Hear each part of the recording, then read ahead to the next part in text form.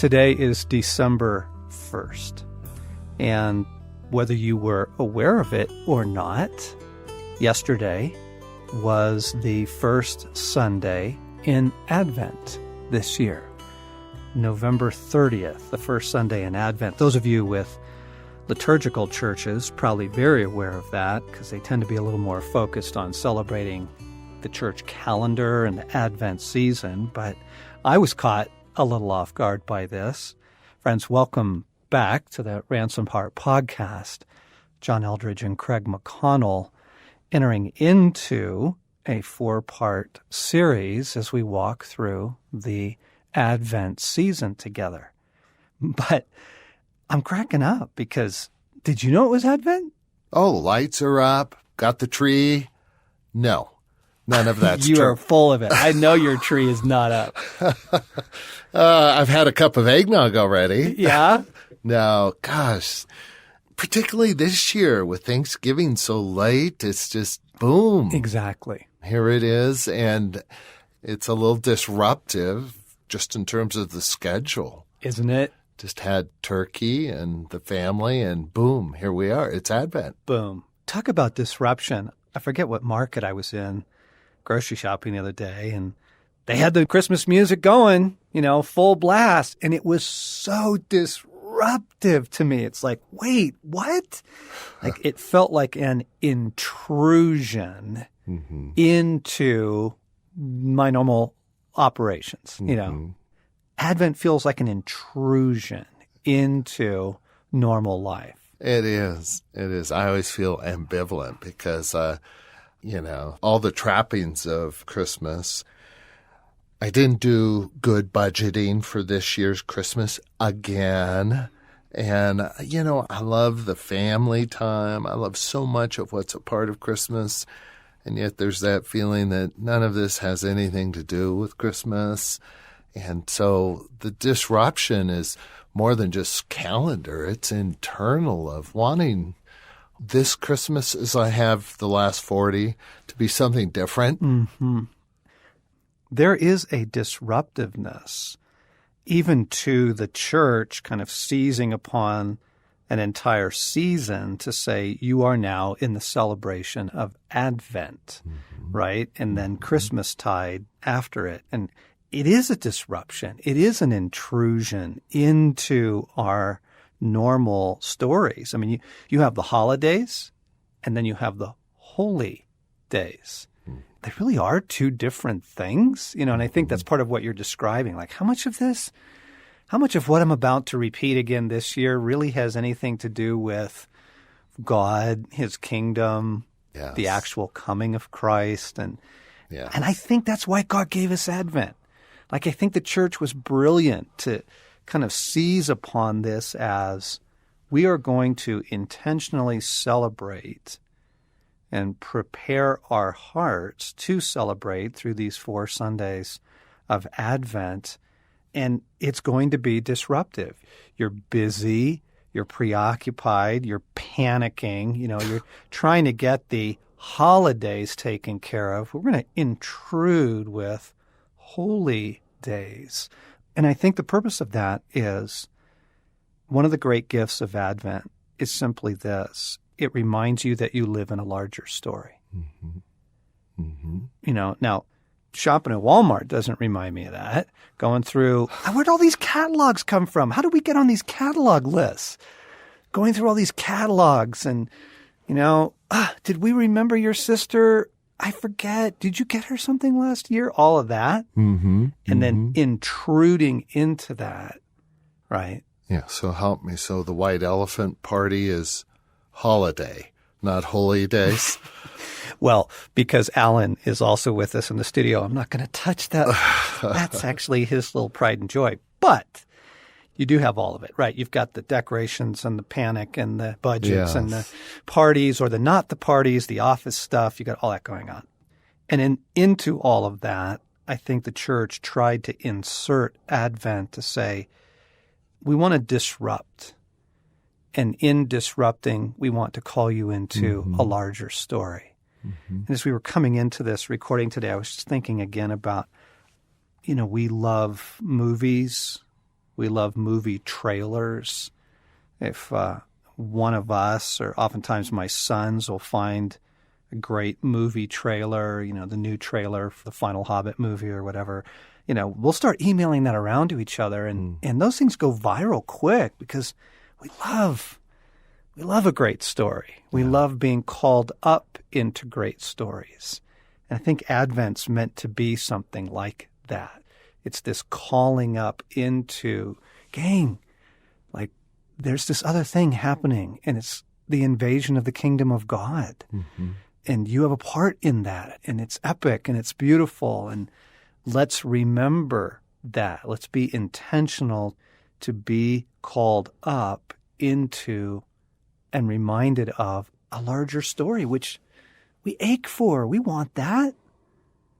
And why, John, does it take disruption for us to be reminded of a larger story? I mean, here we are, followers of God and lovers of Christ, and Christmas comes along. And why is it we need to be disrupted?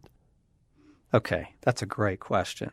I think it's two things. There's something about the collective momentum of your culture, just the pace of life and the mood and the push and the, people's lives are so busy. So you have this unbelievably inoculating, numbing, distracting power of the world you live in, right?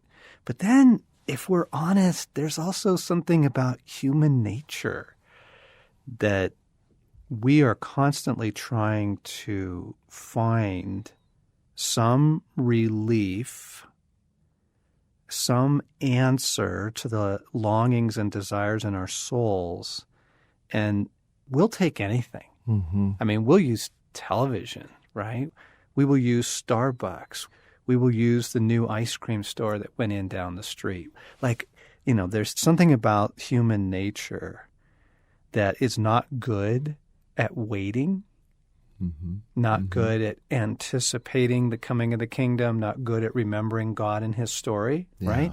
Yeah. And the holidays just play right into that. The panic, the preoccupation, the grasping at joy. You see what I'm saying? Yes. Right? There's the river of your world that you live in and its pace. But then you also have something to human nature that needs disrupting. We need God to intrude into our story. And man, if there was ever an intrusion, I don't even want to say Christmas is it, because you're thinking of the Christmas celebrations. Yes. I want to say if there was ever an intrusion, the incarnation sure was it. Yeah. I think I live too often kind of on a very superficial level in a small story, not aware of kind of the rhythms of the kingdom. And I'm saying this to my shame. And for my heart to be captured, it takes disruption. It takes something jarring to get my attention. And it's either words that someone says, a song I hear, or something I see or read. But it does feel like, for me, walking with God requires lots of disruption, kind of jarring, him getting my attention. Yeah. And my sons loved those Advent calendars when we were growing up. When the boys were young, we'd do the little open each window. With chocolates? No. Sorry. Okay. That would be an example of the human desire to find some immediate gratification. I'm back. Okay. Well, no, it's beautiful. It's got to put a little chocolate in there to get people to do the Advent calendar. That's such a perfect picture of it. But just the anticipation of opening up a new window every day, and what's the picture in the window, or was there a little scripture verse or something like that, and is an invitation into a larger story. Come and remember. Pause, be disrupted, come up out of your massive preoccupation and small story, come up into, and I love those little calendars. They were so fun when the kids were young. You have those and it builds a sense of anticipation. And, we don't do those any other time of year. So there's a specialness to it, and it helps to give it that aura of something really good is taking place here. We're celebrating something very special. I think that's what Advent was supposed to do for our hearts. Yeah. Would those be the words if you were a prophet or God, that you would want this disruption to communicate, come up? Put into words, John, what is God saying in this disruption? What's the invitation? How would you phrase what God is calling us to? Francis Thompson has this great line where he says, "And every now and anon a trumpet blast sounds from the hid battlements of eternity." Like that, like I think it's a combination of awake, awake, awaken, and you get a lot of that in the prophets. Awaken, my people, awaken, O daughter of Zion, awaken, right? Like come out of your slumber, come out of your numbness. I think that's the first piece. And then I think a huge thing is remember. Remember. Like when we celebrate Christmas, we celebrate our rescue. I think we forget that, because again, you've got the holidays and you have the holy days. And, well, no, we're celebrating, having the kids home. We're celebrating, all that's good. All that can be great. But I think he's saying, awake, awake, remember the story you live in. I accomplished your rescue this month. I accomplished the invasion of the kingdom. And I think it's awaken and remember, and probably something like anticipate, right? Awake, remember, anticipate my next move. Yeah, that larger story, John, that the world was just under the cloak of darkness, and that I was just alienated, having no relationship with God, and that he took the initiative. He disrupted the status quo. He intervened. He invaded not just the world, but my world, my life, and, as you put it, rescued me. Under a cloak of darkness and in deep bondage, right? The world was held prisoner to the evil one. And God intervened in the presence of his Son into our stories. He intervened into the story of the world, and everything changed. Yeah. I mean, literally the calendar changed. Yeah.